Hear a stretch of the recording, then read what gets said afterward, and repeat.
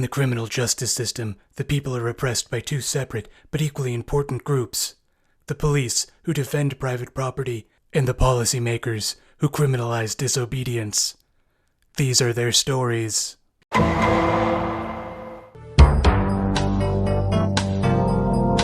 I believe it was the anarchist philosopher Malatesta, or Ice Cube, who once said, "Fuck the police, coming straight from the underground." That is as much of that song as I am allowed to read out loud, and also, that song has some pretty homophobic lyrics in there, so this intro was a mistake. Hello, comrades and non-rads alike. Welcome back to Q and Anarchy, the only web show something something. I'm your host, Funny Name. In the last episode, we talked about capitalism. I know, quite a change of pace around here to talk about capitalism. In this episode, we're going to talk about the police. So sit back, get comfortable, put your hands up in the air, and interlace your fingers behind your head, because if you make a sudden move, I'm going to blast you away to kingdom come, motherfucker. The police are bad, which is not to say that they're all personally bad people or whatever, because who gives a shit? It's not relevant whether or not they're good people with kind hearts who will go to heaven, because that's not the issue I have with the police. I wish that were the issue I had with the police, because that would be a much easier problem to solve. You'd just fire all the current police and replace them with chiller ones. The problem isn't with individual cops, it's with policing as an institution. The police should be abolished. Now I want to pull back a little here and clarify, because I don't want you to get the wrong idea right off the bat. I'm not saying that we should get rid of the police and leave the rest of society exactly as it is, because that would be a fucking nightmare.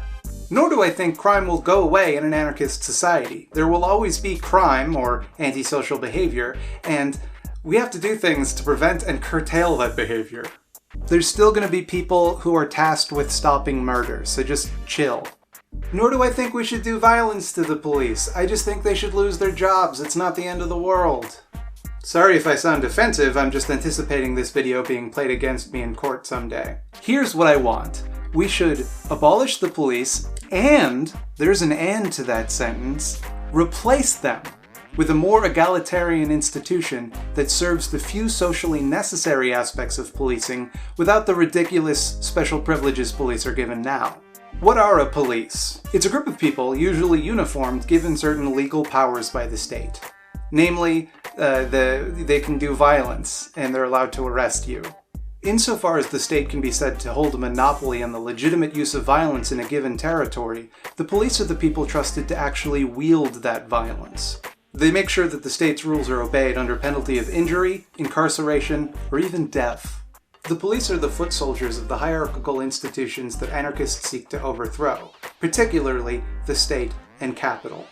The police have always, and will always, so long as they exist, act on behalf of capital to stop the working class from organizing in any meaningful capacity. The law is designed by capital to serve the interests of capital and to keep the rest of us from fighting back against them. But on top of that, the police are also themselves a privileged class of people who wield unchallengeable power over the rest of us. If a cop tells you to get on the ground, you just have to do it. If a cop tries to arrest you, even if they don't actually have the legal authority to do that, you're not allowed to resist. They're not answerable to you. So who exactly are they answerable to? Do they just police themselves? I hope I don't have to explain why that would be a conflict of interest. Can't really be anyone else in the justice system either, because they also rely on the police to do their job, and that's also a conflict of interest. So it seems like they can just do whatever they want, and we can't do anything about it. To be clear, there are usually civilian oversight committees in most metropolitan police forces, but those institutions are comically toothless. In my city, Toronto, Ontario, the police were said to be uncooperative with the Special Investigations Unit nearly 1/3 of the time by Ombudsman Andre Marin.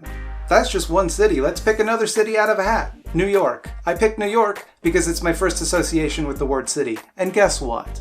When New York tried to make their oversight committee, staffed entirely by civilians, there were large-scale protests from police unions. They blocked off the Brooklyn Bridge and started chanting racial epithets at people. In case you're curious, I didn't know that going in, and it took me 2 minutes to find on Wikipedia. Look up your city, you'll probably find a similar story. Now that's weird, isn't it? Isn't it weird how the police, who are definitely following the rules, are resistant to having their behavior scrutinized? And the reason I find that kind of weird is because the police are always telling us civilians that if we haven't done anything wrong, we don't have anything to hide. So are the police doing something wrong? Sure seems that way, because if there's one quality that police officers seem to share, it's hostility towards accountability or oversight. They sure love to turn off their body cameras before shooting people. You know the body cameras, right? The ones that we installed on them because they kept shooting people and we couldn't tell if it was just murder. And so instead of just taking away their ability to kill indiscriminately, we said, hey, we'll put cameras and then we'll see if you're doing it right. And then instead they turned off the cameras so that they could shoot people without anybody knowing why. Nothing suspicious there. And to some degree, cops get away with this because we kind of celebrate it as a culture. I mean, think about how many movies and TV shows and airport novels star renegade cops who cut through the red tape and get the job done. The idea that cops will use unlimited power and a lack of accountability in the interest of the public is a very popular fiction, and it's one that authoritarian doofuses love. In reality, when cops flout the rules, they just want to make their jobs easier. They might want to secure a bogus conviction or hide evidence of corruption or brutality. What's the advice that you always get when dealing with the police? Know your rights. Because if you don't, the police can and will try to trick you into waiving them unintentionally, or just straight up violate them, assuming that you won't know what they are and are not allowed to do.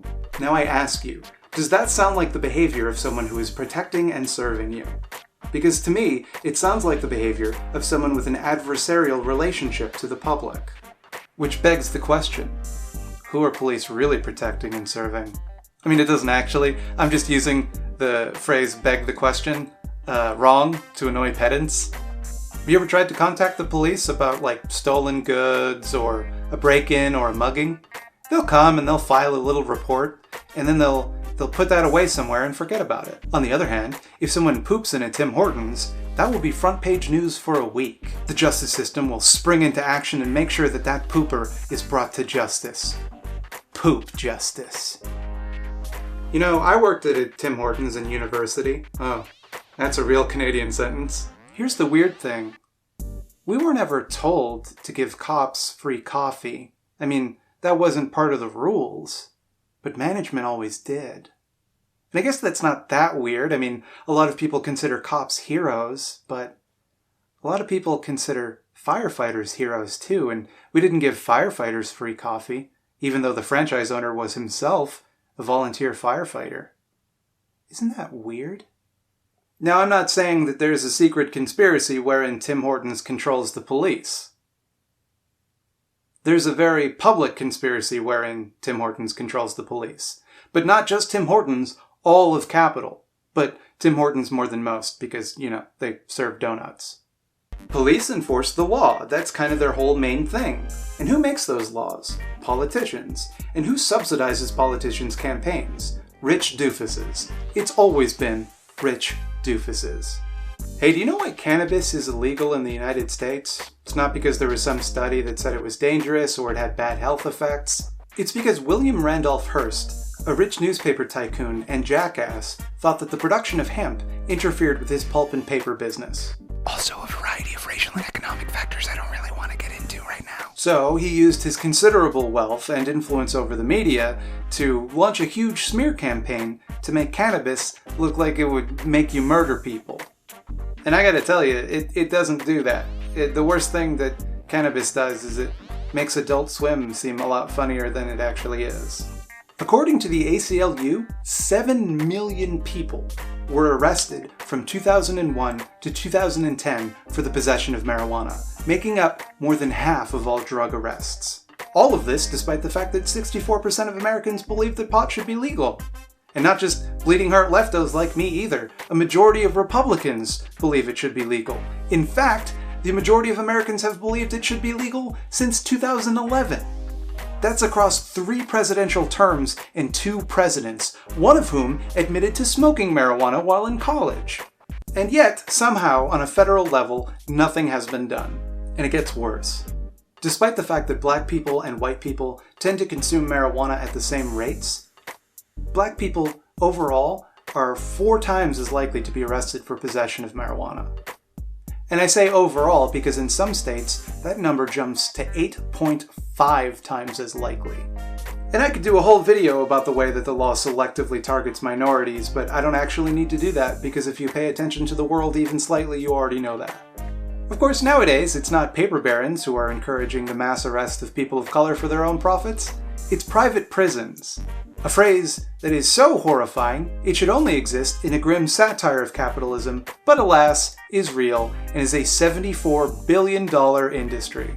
And they're paid by how many people they lock up, meaning they're incentivized to lock up lots of people and make sure they stay there as long as possible, and to lobby Congress to make sure that there's mandatory minimums and people are just locked away for a long time for no reason. Meaning they're not incentivized to rehabilitate criminals or to reduce recidivism, like a prison is supposed to do. And if that isn't the perfect synopsis of the problem with capitalism, I don't know what is. Capital has convinced the state to allow them to detain people indefinitely for a profit for crimes that are often completely harmless, like possession of cannabis. Not to mention the ways that poverty itself is criminalized. You can be arrested for stealing food that someone else threw away. You can be arrested for vagrancy for sleeping on a park bench because you don't have anywhere else to go. If you try and protest this, if you try to make the world even slightly better in any way, you better believe the police will find some pretense to show up and arrest you. The entire justice system will collaborate to throw the most trumped-up charges they can imagine at you. Meanwhile, if you deliberately sell toxic assets and send the economy into the greatest tailspin since the Great Depression, not only will you be not arrested, you'll be bailed out by the state and probably get a sweet bonus to boot. If you murder a lady, allegedly, and you can hire an expensive lawyer, you can just get away with it. In fact, if you admit to sexually assaulting a woman on tape, you can become president of the United States. There's one rule for them, and there's another rule for us. People like to talk about the system being broken, but it's not broken. This is how it was meant to function. The people who designed these laws designed them to keep order. And when they say order, they mean them being in control of you. And none of it, literally none of it, would be possible without a complacent and obsequious police force. Now, I'm aware that police are required to follow the law and to enforce it neutrally and without bias, but that whole just following orders defense is so 1946. They always have the option of not being police. It's easy. I do it every day. I'm not being a police right now. Incidentally, that's why this Blue Lives Matter rhetoric is horseshit. It's not comparable to be a police officer and to be black, because being black is unchangeable, but much more importantly, doesn't hurt anyone. Policing does hurt people, so it's not the moral equivalent of being born with different skin color. Cops like to say that the negative social aspects of policing are the result of a few bad apples. And I like that metaphor, actually. Because you know what bad apples do? They spoil the whole bunch. Maybe that's why the good apples are always standing up for the bad apples. Maybe that's why the good apples don't seem to have a problem enforcing laws that are unjust and disproportionately punish the poor and minorities. Maybe that's why the good apples are resistant to any form of accountability or oversight that would stop the bad apples from the ability to kill without reprimand. All apples are bastards. And by apples I mean police officers, in case the metaphor wasn't clear. Apples don't do those things I said. Police do. Yeah, but what are you gonna do? You gotta have police, right? I mean, there's always been police. Nope! What we now recognize as the police are a pretty recent phenomenon. While there's been a lot of institutions that have called themselves the police throughout history, what we now recognize as modern policing evolved in the 1830s.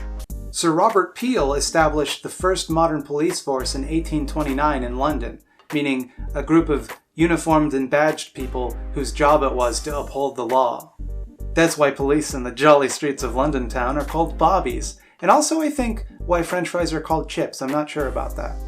Throughout history, there's been a lot of different ways to keep the peace. I mean, sure, policing has been around for almost 200 years, but that doesn't make it the only option. It's not a universal human constant or whatever bullshit people try to tell you, and it wasn't popular when it was introduced. The only reason we deal with it now is because we're used to it. So if we want to get rid of the police, what are we going to have instead? and I have a suggestion.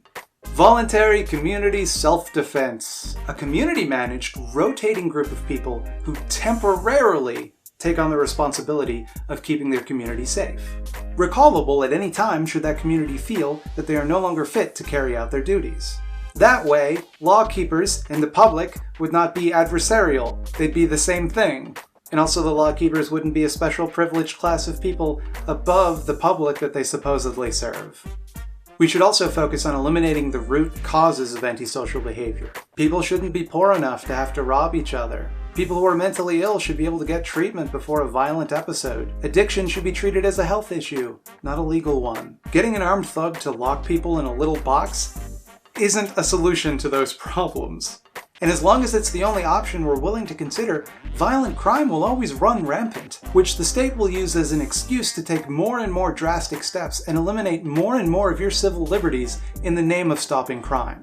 And I'm not talking about weed again, because yeah, you should be allowed to have weed, but I'm talking about your right to privacy, your freedom of association. Your civil liberties are not under threat in some hypothetical dystopian future, they're under threat right now, every day. When crimes do occur, our solutions should be based on restitution and rehabilitation, not punishment. Not because criminals don't deserve to be punished, because that's not anything. There's no logic behind what people deserve. There's no math equation you can put in that calculates what people deserve and what they don't. It's nothing. The reason we shouldn't punish criminals is because it doesn't fucking work. It doesn't reduce recidivism. We're just adding misery to the world with no tangible benefit to society aside from our own sadistic gratification. I don't want to see criminals incarcerated and tortured. I want to see them treated. And the ones that can't be treated, I want them quarantined away from the rest of us, but I want them treated humanely. Because if it's literally impossible for them to be anything but criminals, we can't really be mad at them for being criminals, can we? And if it is possible for them not to be criminals, we should help them accomplish that. There are a million situations where what I've suggested might not produce the best results. But the system we have now produces terrible results like all the fucking time. If we hold our current system up to the same scrutiny that we hold potential alternatives, we'd conclude that it's impossible and could never work. Right now, we're stuck with a rotten system. We can try to make small reforms, exhaust all of our energy and political will, and watch as they slowly get rolled back when the next guy comes to power, or we can try something else. What we call the justice system is anything but. And our descendants will look back on police and prisons the same way that we look back on inquisitors and dungeons.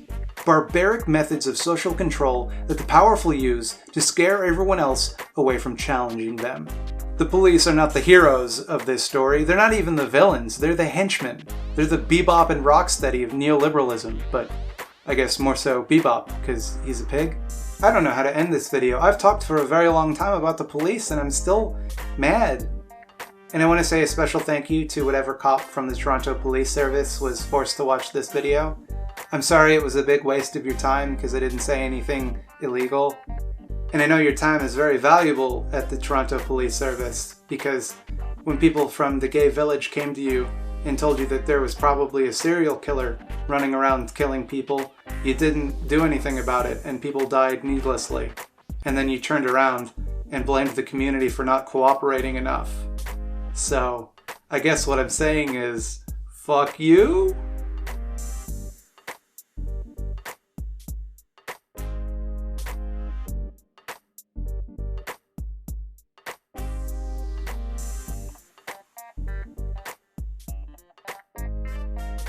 Hey, click the like button and the little bell to get notified of new videos. And smash that like button just like you want to smash the state.